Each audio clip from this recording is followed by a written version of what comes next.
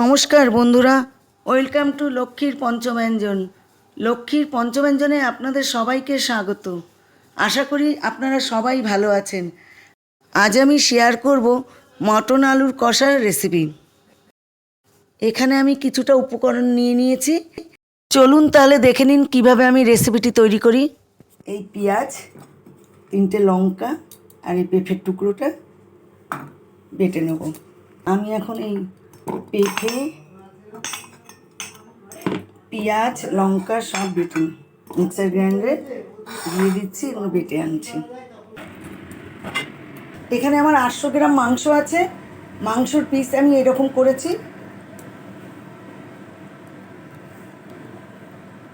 এরকম করেছি। এবার আমি মাংস ম্যারিনেট করব। আমি এখানে বেটে রেখেছিলাম 3টে কাঁচা লঙ্কা, 1 টুকরো পেঁপে আর তার সাথে 3টে ছোটো পেঁয়াজ। এটা আমি দিয়ে দেবো। হলুদ দিয়ে দিচ্ছি ছোটো চামচের 1 চামচ, জিরে দিয়ে দিচ্ছি ছোটো চামচের 1 চামচ, ধনে দিয়ে দিচ্ছি 1 চামচ। এখানে আমি ছোটো 1 চামচ গোলমরিচের গুঁড়ো দিয়ে দিয়েছি। টক দই দিয়ে দিচ্ছি এই বাটির 1 বাটির থেকে একটু কম, 4 চামচের মতো। নুন দিয়ে দিচ্ছি, তেল দিয়ে দিচ্ছি আমি 2 চামচের মতো। এটা খুব ভালো করে আমি মাখবো।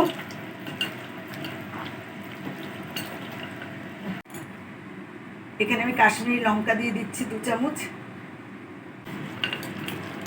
খুব ভালো করে হাতের সাহায্যে মেখে নেবো। মেখে নিয়ে ঢেকে রাখবো 2 ঘন্টা। এটা যদি ফ্রিজে রাখা যায় হোল নাইট তাহলে খুব ভালো হয়, কিন্তু আমি তো রাখতে পারবো না, আমাকে রান্না করতে হবে। তার জন্য আমি 2 ঘন্টা রেখেই রান্না করে নেব। আমি ঢেকে রাখলাম। তেল বসিয়ে দিয়েছি, সর্ষের তেল। এবার আমি পেঁয়াজ ভেজে নেবো, ব্রেস্তা করে নেব। আমি সব পেঁয়াজ কটা একসাথেই দিয়ে দিচ্ছি।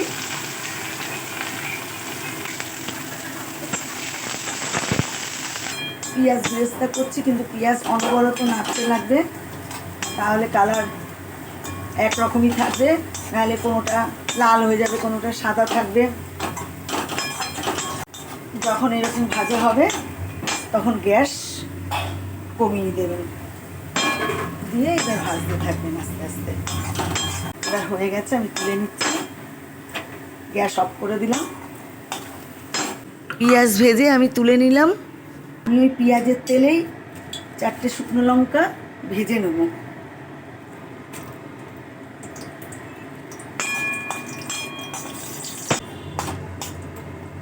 এই তেলে আমি আরেকটু তেল দিয়ে দিচ্ছি, আলু ভেজে নেব। কড়াই গরম হয়ে গেছে, আমি নুন দিয়ে দিচ্ছি, সামান্য হলুদ দিয়ে দিচ্ছি। এবার আমি আলু দিয়ে দিচ্ছি।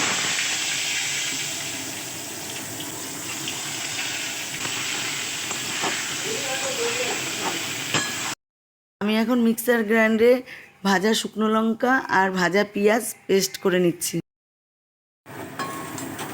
আলু ভাজা হয়ে গেছে, এবার আমি আলুগুলো তুলে নেব। আমি ওই আলু ভাজার তেলের মধ্যেই তেল দিয়ে দিচ্ছি, আবার সরষের তেল। কড়াইটা পাল্টে নিলাম, ওই কড়াইটা বড্ড ছোট ছিল। তেজপাতা দিয়ে দিলাম আমি, দারচিনি আর এলাচ দিয়ে দিচ্ছি। আমি এগুলো খুব ভালো করে ভেজে নিচ্ছি, সুন্দর একটা গন্ধ বেরোবে। এখানে আদা আছে 2 চামচ, রসুন আছে 2 চামচ, কাঁচা লঙ্কা আছে। আমি আর এখন কোনো শুকনো লঙ্কা দেবো না এর মধ্যে। হলুদ 1 চামচ,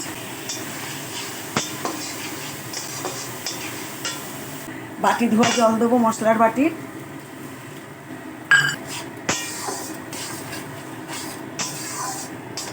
এবার আমি মাংস দিয়ে দেবো। মাংস আমি 2 ঘন্টা বাদে খুলে নিলাম। 2 ঘন্টা ম্যারিনেট করে রেখে দিয়েছিলাম। আমি এখানে কাঁচা লঙ্কা 2বার দিলাম ঝালের জন্য।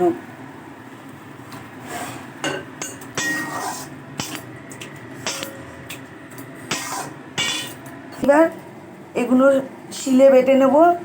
জয়িত্রী দিলাম অল্প করে, হাফ টুকরো, আর একটু জায়ফল বেশি দেওয়া যায় না, অল্প দিয়েছি। এই যেখানে আর একটুখানি টুকরো আছে, এই যে, আর দারচিনি, লবঙ্গ, এলাচ দিয়েছি, এই যে এইটুখানি দিচ্ছি। এবার এগুলো আমি বেটে নেবো, বেটে মাংসে দেবো। আমি ঢাকনা খুললাম, এবার খুলে দেখি।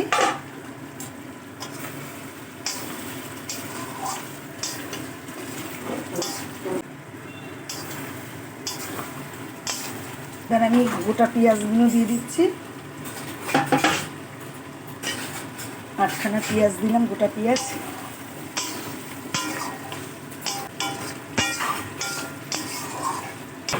আমি কিন্তু এখনও মাংসের জল দেইনি, মশলা কষাতে যেই জলটুক লেগেছিলো সেই দিয়েছি, মশলার বাটি ধোয়া একটু জল, এছাড়া আর কোনো জল দেইনি আমি।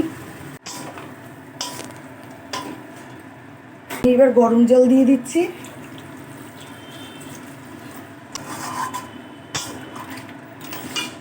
আমি এখানে একটু ভাজা মশলা দিয়ে দিচ্ছি, আলুগুলো দিয়ে দিচ্ছি। ঢাকনা আমি খুলে নিলাম।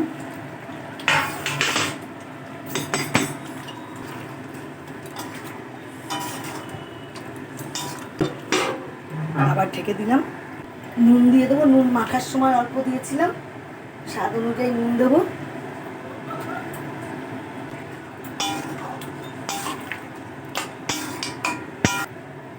এবার ঢেকে দিচ্ছি।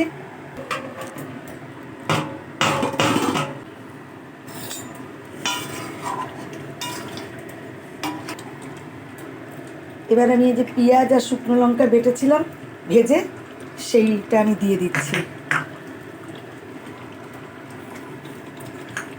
এই শুকনো লঙ্কার পেঁয়াজ ভেজে দিলে এরকমভাবে বেটে কালারটা খুব সুন্দর হয়।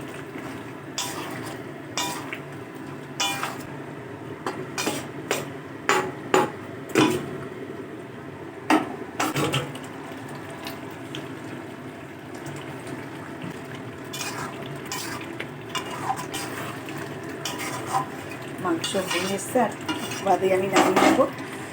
আমি একটা ছোট্ট ফ্রাই প্যান বসিয়ে দিলাম, তার মধ্যে আমি ঘি দিয়ে দিচ্ছি।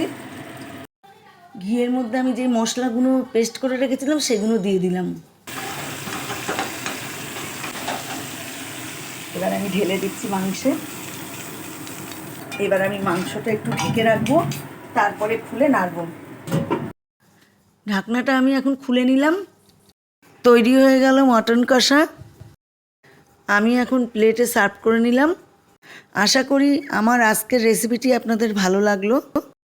ভালো লাগলে আপনারা অবশ্যই বাড়িতে বানান, নিজেরা খান, সকলকে খাওয়ান।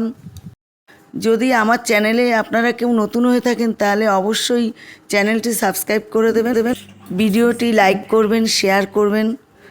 ভালো থাকবেন, সুস্থ থাকবেন। ধন্যবাদ।